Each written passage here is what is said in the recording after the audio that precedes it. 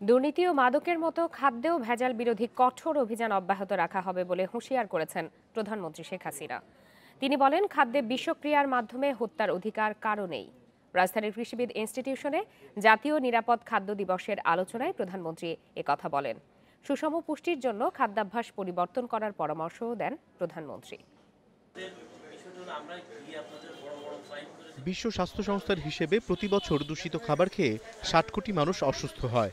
বাংলাদেশ এখন খাদ্যে স্বয়ংসম্পূর্ণ হলেও নকল ও ভেজাল খাবারের কারণে জনসাধারণের স্বাস্থ্য ঝুঁকি বাড়ছে। এ ধরনের খাবার ৫৪% জনগোষ্ঠীর কিডনি, ক্যান্সার ও ডায়াবেটিস সহ বিভিন্ন জটিল রোগের কারণ। এমন বাস্তবতায় জনসচেতনতা বাড়াতে রাজধানীতে ২ দিনের নিরাপদ খাদ্য মেলার উদ্বোধন করেন প্রধানমন্ত্রী। খাদ্য চাহিদা বিবেচনায় রেখে সুষ্ঠু ও নিরাপদ উৎপাদন, প্রক্রিয়াজাতকরণ ও বিপণনে জোর দেন সরকার প্রধান। হোটেল রেস্তোরাঁয় পচাবাসি খাবারের বিরুদ্ধে সোচ্চার হতে সবার প্রতি আহ্বান জানান প্রধানমন্ত্রী।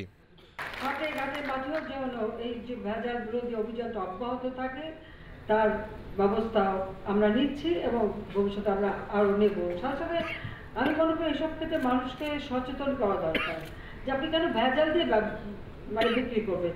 আপনি ভালোটাই বিক্রি করেন, আপনার যে দাম করে আপনি সেই দাম নেন, একটু বেশি লাভ নিতে চান লাভও নেন, কিন্তু যেটা করবেন ভালোভাবে করেন।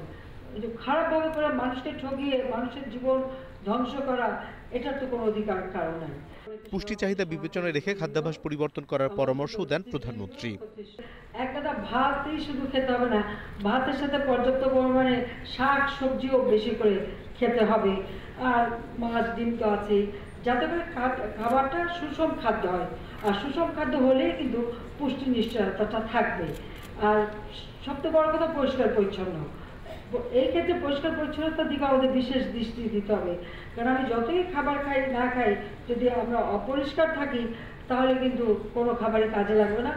পুষ্টি সমৃদ্ধ নিরাপদ খাদ্য চাহিদা পূরণের চ্যালেঞ্জ মোকাবেলায় প্রতিটি বিভাগে খাদ্য পরীক্ষাগার নির্মাণের কথা জানান প্রধানমন্ত্রী।